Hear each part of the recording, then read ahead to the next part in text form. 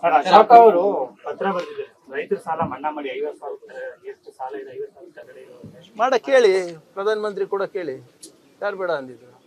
ನೀವು ಮಾಡ್ಬೇಕಾದ್ರೆ ಹೌದು ಸರ್, ನಾವೇ ಈಗ VBG ಗ್ರಾಮ್ಜಿನೂ ನಾವೇ ಮಾಡಬೇಕು. ಕೇಂದ್ರ ಪುರಸ್ಕೃತ ಕಾರ್ಯಕ್ರಮಗಳು ಯಾವುದು ಮೋದಿ ಅವರ ಹೆಸರಿದೆ ಅದಕ್ಕೆಲ್ಲಾನು ನಾವೇ ದುಡ್ಡು ಕೊಡಬೇಕು. ಜಲ್ ಜೀವನ್ ಮಿಷನ್ಗೂ ನಾವೇ ದುಡ್ಡು ಕೊಡಬೇಕು. ರೈತರ ಸಾಲನೂ ಮನ್ನಾ ಮಾಡಬೇಕು ಅಂದರೆ ಮಾಡೋಣ. ಇವ್ರು ಏನು ಮಾಡ್ತಾ ಇದ್ದಾರೆ?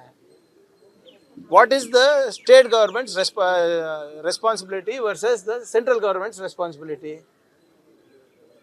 ಇದೇ ಅಶೋಕ್ ಅಣ್ಣಂಗೆ ನೆನಪಿಸ್ತೀನಿ, ಯಡಿಯೂರಪ್ಪ ಅವರು ಮೇಲ್ಮನೆಯಲ್ಲಿ ಸಾಲ ಮನ್ನಾ ಮಾಡಿ ಅಂತ ಪ್ರಸ್ತಾಪನೆ ಮಾಡಿದಾಗ ಉಗ್ರಪ್ಪ ಅವರು ಏನಂದಿದ್ರು, ನನಗೆ ನೋಟ್ ಛಪಾಸ ಮಿಷಿನ್ ಇದೆಯಾ, ಸಾಲ ಮನ್ನಾ ಮಾಡ್ಲಿಕ್ಕಾಗಲ್ಲ, ನನ್ನ ಹತ್ರ ಏನು ಪ್ರಿಂಟಿಂಗ್ ಪ್ರೆಸ್ ಇಟ್ಕೊಂಡಿದ್ದೇನೆ ದುಡ್ಡಿಂದು ಅಂತ ಹೇಳಿದರು.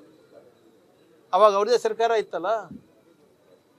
ಭಾಳ ಸ್ಪಷ್ಟವಾಗಿ ಮುಖ್ಯಮಂತ್ರಿಗಳು ಏನು ಹೇಳಿದ್ದಾರೆ, ಇನ್ನು ಈಗ ಗ್ರೌಂಡ್ ಟ್ರೂತಿಂಗ್ ಆಗಬೇಕು, ವರದಿಗಳನ್ನು ಸಲ್ಲಿಸಬೇಕು, ದತ್ತಾಂಶಗಳು ಬರಬೇಕು, ಅದಾದಮೇಲೆ ನಾವು ನೋಡ್ತೀವಿ. ಈಗ ಸಾಲ ಮನ್ನಾ ಮಾಡಬೇಕು ಅಂದರೆ ಮಾಡೋಣ, ಬೇಡ ಯಾರಂತ ಇದ್ದಾರೆ. ಆದರೆ ನಿಮ್ಮ ಸಹಕಾರ ಏನಿದೆ, ಅದಕ್ಕೆ ನಿಮ್ಮ ಕೊಡುಗೆ ಏನಿದೆ? ಕೇಂದ್ರ ಸರ್ಕಾರದವರು ಮತ್ತು ನಿಮ್ಮ MP ಗಳೆಲ್ಲ ಏನು ಮಾಡ್ತಾ ಇದ್ದಾರೆ? ಬರೀ ಮನ್ ಕಿ ಬಾತ್ ಕೇಳೋಕ್ಕಿರೋದ ನೀವು? ನಾವು ಭಾಳ ಸ್ಪಷ್ಟವಾಗಿ ಮತ್ತೊಮ್ಮೆ ಹೇಳಲಿಕ್ಕೆ ಇಚ್ಛೆ ಪಡ್ತಾ ಇದ್ದೀನಿ, ಮಾನ್ಯ ಮುಖ್ಯಮಂತ್ರಿಗಳು ಎಲ್ಲ ರೀಜ್ನಲ್ ಹೆಡ್ ಕ್ವಾರ್ಟರ್ಸಿಗೆ ಹೋಗ್ತಾ ಇದ್ದಾರೆ.